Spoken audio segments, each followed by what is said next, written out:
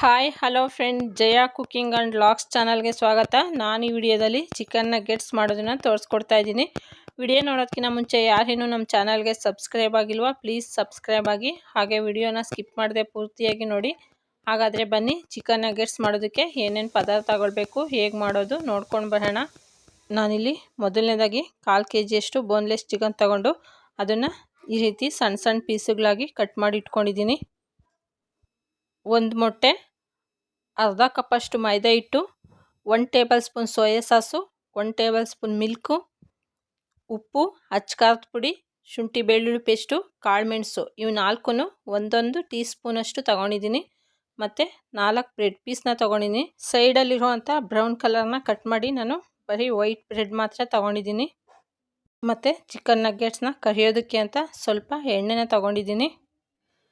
4 piece bread ತೊಗೊಂಡಿದ್ನಲ್ಲ, ಅದನ್ನು ಚಿಕ್ಕದಾಗಿ ಮುರಿದು ಮಿಕ್ಸಿ ಜಾರ್ಗೆ ಹಾಕ್ಕೊಳ್ತಾ ಇದ್ದೀನಿ. ಇದನ್ನು ನೀರು ಹಾಕ್ದಿರೋನೆ ಪೌಡ್ರು ಮಾಡ್ಕೋಬೇಕು. ನೋಡಿ, ಈ ರೀತಿಯಾಗಿ ಪೌಡ್ರು ಮಾಡ್ಕೊಂಡಿದ್ದೀನಿ. ಸಣ್ಣದಾಗಿ ಪೌಡ್ರು ಮಾಡಿಕೊಂಡು ಇದನ್ನು ನಾನು ಅರ್ಧನ ಒಂದು ಪ್ಲೇಟ್ಗೆ ಹಾಕ್ಕೊಳ್ತಾ ಇದ್ದೀನಿ. ಇನ್ನೂ ಸ್ವಲ್ಪ ಬ್ರೆಡ್ ಪೌಡ್ರ್ ಇದೆಯಲ್ಲ, ಅದನ್ನು ಒಂದು ಬೌಲ್ಗೆ ಹಾಕಿಟ್ಕೊಳ್ತಾ ಇದ್ದೀನಿ. ಈಗ ಇದನ್ನು ಸೈಡ್ಗಿಟ್ಟು ಅದೇ ಮಿಕ್ಸಿ ಜಾರ್ಗೆ 1/4 kg ಚಿಕನ್ ತೊಗೊಂಡಿದ್ನಲ್ಲ, ಅದನ್ನು ಸ್ವಲ್ಪನೇ ಹಾಕ್ಕೊಂಡು ನೀರು ಹಾಕದಿರೋ ಹಾಗೆ ಇದನ್ನು ಪೇಸ್ಟ್ ಮಾಡ್ಕೊಳ್ತಾ ಇದ್ದೀನಿ. ಎಲ್ಲ ಚಿಕನ್ನು ಒಂದೇ ಸಲ ಹಾಕಿದ್ರೆ ಚೆನ್ನಾಗಿ ಗ್ರೈಂಡ್ ಆಗೋದಿಲ್ಲ, ಅದಕ್ಕೆ ಸ್ವಲ್ಪನೇ 2 ಸಲ ಹಾಕ್ಕೊಳ್ತಾ ಇದ್ದೀನಿ ನಾನು. ನೋಡಿ, ಈ ರೀತಿಯಾಗಿ ತುಂಬ ಸಣ್ಣದಾಗಿ ಒಂಥರ ಪೇಸ್ಟ್ ಥರ ನೈಸಾಗಿ ಸ್ಮೂತಾಗಿ ಗ್ರೈಂಡ್ ಆಗಿದೆ. ಈ ರೀತಿ ಗ್ರೈಂಡ್ ಮಾಡ್ಕೋಬೇಕು. ಈ ಗ್ರೈಂಡ್ ಮಾಡ್ಕೊಂಡಿರೋ ಚಿಕನ್ನ ನಾನು ಬ್ರೆಡ್ ಪೌಡ್ರ್ ಹಾಕ್ಕೊಂಡಿದ್ನಲ್ಲ, ಅದೇ ಬೌಲ್ಗೆ ಹಾಕ್ಕೊಳ್ತಾ ಇದ್ದೀನಿ. ಇನ್ನು ಸ್ವಲ್ಪ ಚಿಕನ್ ಉಳಿದಿತ್ತಲ್ಲ, ಅದನ್ನು ಮಿಕ್ಸಿ ಜಾರ್ಗೆ ಹಾಕ್ಕೊಳ್ತಾ ಇದ್ದೀನಿ. ಈ ಸಲ ತಗೊಂಡಿರೋಂಥ ಉಪ್ಪು, ಅಚ್ಕಾರದ ಪುಡಿ, ಕಾಳುಮೆಣಸು ಮತ್ತು ಶುಂಠಿ ಬೆಳ್ಳುಳ್ಳಿ ಪೇಸ್ಟನ್ನು ಚಿಕನ್ ಜೊತೆ ಹಾಕ್ಕೊಂಡು ಗ್ರೈಂಡ್ ಮಾಡ್ಕೊಳ್ತಾ ಇದ್ದೀನಿ. ಇದಕ್ಕೂ ಸಹ ನೀರು ಹಾಕಿಲ್ಲ, ಸ್ವಲ್ಪನೂ ನೀರು ಹಾಕದಿರೋ ಹಾಗೆ ಪೇಸ್ಟ್ ಆಗೋ ಥರ ಗ್ರೈಂಡ್ ಮಾಡ್ಕೊಳ್ತಾ ಇದ್ದೀನಿ. ನೋಡಿ, ಮೊದಲನೇ ಸಲ ಯಾವ ರೀತಿ ಚಿಕನ್ ಗ್ರೈಂಡ್ ಮಾಡ್ಕೊಂಡಿದ್ವೋ ಅದೇ ರೀತಿ ಸ್ಮೂತಾಗಿ ಗ್ರೈಂಡ್ ಮಾಡ್ಕೊಂಡಿದ್ದೀನಿ. ಈ ಚಿಕನ್ನು ಸಹ ಮೊದಲು ಹಾಕ್ಕೊಂಡಿರೋ ಚಿಕನ್ ಬೌಲ್ಗೆ ಹಾಕ್ಕೊಳ್ತಾ ಇದ್ದೀನಿ. ಸ್ವಲ್ಪ ಎಣ್ಣೆನ ಹಾಕ್ಕೊಳ್ತಾ ಇದ್ದೀನಿ. ಈ ರೀತಿ ಹಾಕ್ಕೊಂಡು ಬ್ರೆಡ್ ಪೌಡರು, ಚಿಕನ್ನು ಮತ್ತು ಮಸಾಲ ಪುಡಿಯೆಲ್ಲ ನೀಟಾಗಿ ಮಿಕ್ಸ್ ಆಗೋ ಥರ ಚಪಾತಿ ಹಿಟ್ಟು ಕಲಿಸ್ತೀವಲ್ಲ, ಅದೇ ರೀತಿಯಾಗಿ ನಾನು ಕಲಿಸ್ಕೊಳ್ತಾ ಇದ್ದೀನಿ. ಚಪಾತಿ ಹಿಟ್ಟು ನಾದೋ ಥರನೇ ಚೆನ್ನಾಗಿ ನಾದ್ಕೊಂಡು ನೋಡಿ, ಈ ರೀತಿ ಎಲ್ಲ ಮಿಕ್ಸ್ ಆಗೋ ಥರ ಚೆನ್ನಾಗಿ ಕಲಸಿಟ್ಕೊಂಡಿದ್ದೀನಿ. ಇದಕ್ಕೆ ತಗೊಂಡಿರೋಂಥ 1 ಟೇಬಲ್ ಸ್ಪೂನಷ್ಟು ಸೋಯಾ ಸಾಸನ್ನ ಹಾಕ್ಕೊಂಡು ಮತ್ತೊಂದು ಸಲ ನಾದ್ಕೊಳ್ತಾ ಇದ್ದೀನಿ. ಮತ್ತೊಂದು ಸಲ ಚೆನ್ನಾಗಿ ನಾದಿಟ್ಕೊಂಡು ಇದಕ್ಕೆ ಒಂದು ಪ್ಲೇಟನ್ನು ಮುಚ್ಚಿ ಒಂದು ಅರ್ಧ ಗಂಟೆ ನೆನೆಯೋದಕ್ಕೆ ಬಿಡ್ತಾಯಿದ್ದೀನಿ. ಚಿಕನ್ ನೆನೆಯುವಷ್ಟಕ್ಕೆ ತಗೊಂಡಿರೋಂಥ ಹಾಲಿಗೆ ಚಿಟಿಕೆ ಉಪ್ಪು ಮತ್ತು ಚಿಟಿಕೆ ಖಾರದ ಪುಡಿನ ಹಾಕ್ಕೊಂಡು ಚೆನ್ನಾಗಿ ಮಿಕ್ಸ್ ಮಾಡ್ಕೊಳ್ತಾ ಇದ್ದೀನಿ. ಇದು ಒಂದು ಸಲ ಚೆನ್ನಾಗಿ ಮಿಕ್ಸ್ ಆದಮೇಲೆ ಒಂದು ಮೊಟ್ಟೆ ತಗೊಂಡಿದ್ವಲ್ಲ, ಅದನ್ನು ಸಹ ಒಡೆದ್ಬಿಟ್ಟು ಇದಕ್ಕೆ ಹಾಕ್ಕೊಳ್ತಾ ಇದ್ದೀನಿ. ಮೊಟ್ಟೆ ಹಾಕ್ಕೊಂಡ್ಮೇಲೆ ನೀಟಾಗಿ ಮತ್ತೊಂದು ಸಲ ಮಿಕ್ಸ್ ಮಾಡ್ಕೊಳ್ಬೇಕು. ಮೊಟ್ಟೆ ಹಾಲು ಜೊತೆ ನೀಟಾಗಿ ಬೆರೆತ್ಕೋಬೇಕು. ಆ ರೀತಿ ಚೆನ್ನಾಗೇ ಮಿಕ್ಸ್ ಮಾಡ್ಕೊಳ್ಬೇಕು. ಇದನ್ನು ನಗ್ಗೆಟ್ಸ್ ಬೈಂಡಿಂಗಿಗೆ ರೆಡಿ ಮಾಡ್ಕೊಳ್ತಾ ಇದ್ದೀನಿ ನಾನು. ನೋಡಿ, ಈ ರೀತಿಯಾಗಿ ನೀಟಾಗಿ ಮಿಕ್ಸ್ ಮಾಡಿ ಇಟ್ಕೊಂಡಿದ್ದೀನಿ.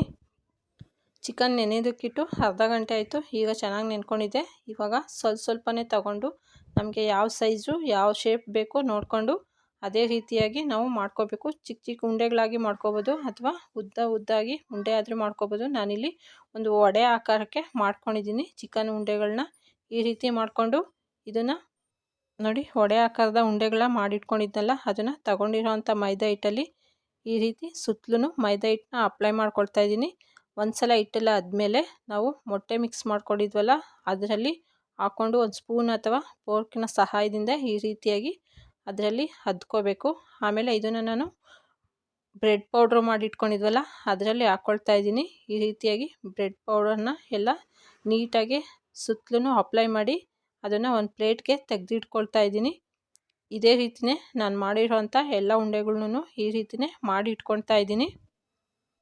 ನೋಡಿ, ನಾನು ತಗೊಂಡಿರೋಂಥ ಎಲ್ಲ ಚಿಕನ್ ಉಂಡೆಗಳ್ನು ಇದೇ ರೀತಿ ರೆಡಿ ಮಾಡಿ ಇಟ್ಕೊಂಡಿದ್ದೀನಿ.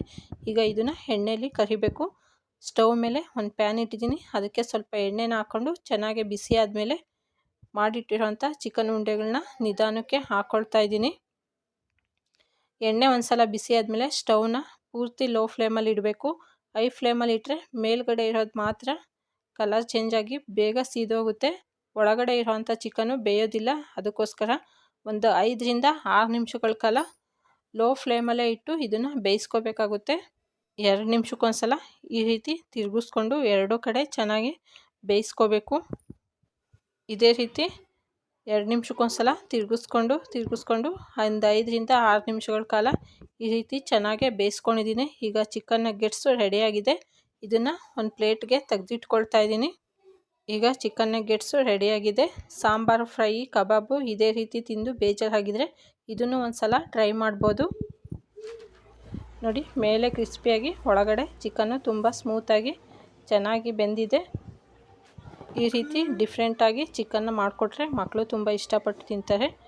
ಈ ರೆಸಿಪಿನ ಮನೇಲಿ ಒಂದು ಸಲ ಟ್ರೈ ಮಾಡಿ ಹೇಗೆ ಬಂದಿತ್ತು ಅಂತ ಕಮೆಂಟ್ಸ್ ಮೂಲಕ ತಿಳಿಸಿ. ವಿಡಿಯೋ ನಿಮ್ಗೆ ಇಷ್ಟ ಆಗಿದರೆ ಲೈಕ್ ಮಾಡಿ, ಶೇರ್ ಮಾಡಿ. ಹಾಗೆಯೇ ಇದೇ ರೀತಿಯಾಗಿ ಡಿಫ್ರೆಂಟ್ ರೆಸಿಪಿಗಳು ಬೇಕಂದರೆ ನಮ್ಮ ಚಾನಲ್ನ ಸಬ್ಸ್ಕ್ರೈಬ್ ಮಾಡ್ಕೊಳ್ಳಿ. ಈ ದಿನದ ಯೂಸ್ಫುಲ್ ಟಿಪ್ಸ್: